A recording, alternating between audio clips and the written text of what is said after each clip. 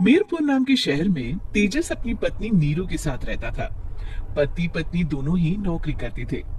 एक दिन तेजस गांव अपनी माँ के पास फोन करता है। हेलो, प्रणाम माँ। जीते रहो माँ। तुम दादी बनने वाली हो? हैं? अरे वाह, ठीक है बेटा, मैं कल ही आती हूँ। जब माँ जी शहर पहुंची तो बेटे बहू ने बहुत अच्छे से स्वागत किया। लीजिए माँ जी, चाय। अरे गर्मा गर्म पकोड़े ले आओ माँ के लिए। नीरू रसोई में गई और 2 मिनट में ही पकोड़े ले आई।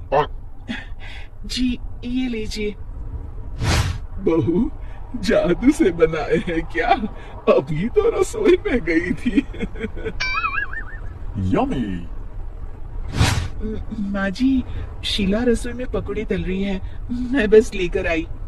हे भगवान, मेरा धर्म भ्रष्ट कर दिया तूने। अब तो गंगा जल से शुद्धिकरण करना होगा।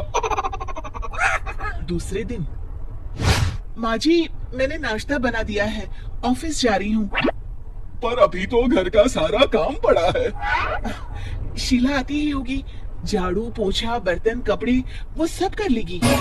हमारे जमाने में घर का सारा काम हम ही करते थे।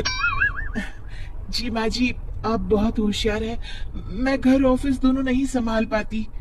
तो जरूरत क्या है घर से बाहर जाकर चाकरी करने की? वैसे भी घर का काम खुद करने से घर में बरकत आती है, समझी? पर माँ जी। पर कुछ नहीं, इस महीने की पगार मिले फिर ऑफिस बंद है। हाँ। रात को नीरू तेजस से कहती है, सुनिए जी, माँ जी बोल रही थी कि मैं नौकरी छोड़ दूं। वैसे ठीक ही तो है, अभी तुम्हें आराम की जरूरत है। फिर भी आराम कहाँ, शीला को छुड़ाने के लिए बोल रही थी। तो अब 24 घंटे में इतना काम तो कर ही सकती हो। पर जॉब पसंद है मुझे, घर पर मन नहीं लगेगा। अगले दिन जब दोनों ऑफिस के लिए निकल रहे थे, मेरी तो कोई कीमत ही नहीं है इस घर में। माँ जी, आजकल महंगाई बहुत है, रहन सहन भी बदल गया है, दोनों नौकरी करते हैं तभी ठीक रहता है। अच्छा, तू कहना क्या चाहती है? मेरा बेटा तुझे बिठा के खिला नहीं सकता? तू ही इस घर का खर्च चला रही है? नहीं माँ जी, मेरा वो मतलब नहीं था। मतलब खूब समझती हूँ, ये बाल धूप में सफेद नहीं किए मैंने। हाँ। अब तो ये रोज का काम हो गया था। तेजस भी रोज की झिकझिक से परेशान हो गया था। एक दिन उसने कहा, नीरू, वैसे भी तुम्हें मैटरनिटी लीव मिलने वाली है, तो अभी से ही छुट्टी ले लो। पर क्या, मेरी सैलरी अच्छी खासी है। आखिर नीरू ने रिजाइन कर दिया। जब बच्चा हुआ तो घर में सब बहुत खुश हुए। कुछ दिनों बाद तेजस फाइल देख रहा था। क्या हुआ तेजस, कुछ परेशान लग रहे हो?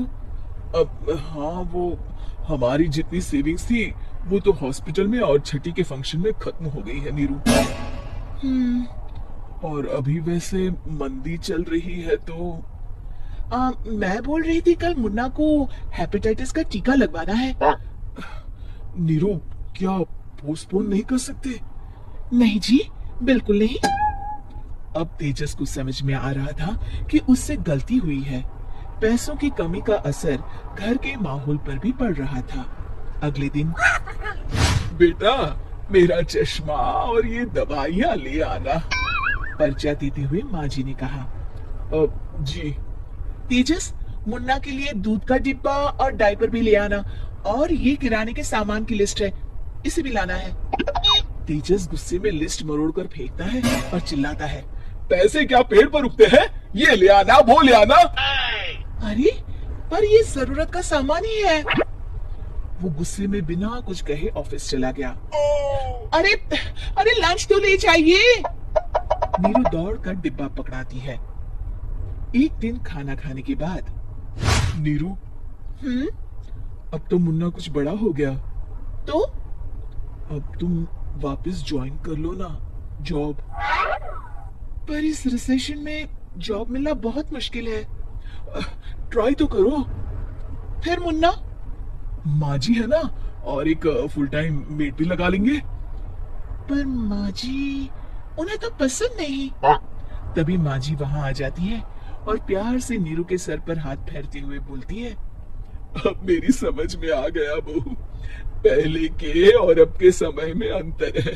तुम काम शुरू करो, मुन्ना की जिम्मेदारी मेरी। मेरी प्यारी माँ जी, ये कहकर नीरू उनके गले लग गई। शिक्षा, परिवर्तन संसार का नियम है, हमें भी समय के साथ चलना चाहिए। उम्मीद है कि आपको हमारी ये कहानी पसंद आई होगी। कृपया हमारे चैनल को सब्सक्राइब करें और सभी अपडेट्स के लिए बेल आइकन जरूर क्लिक करें। और हाँ,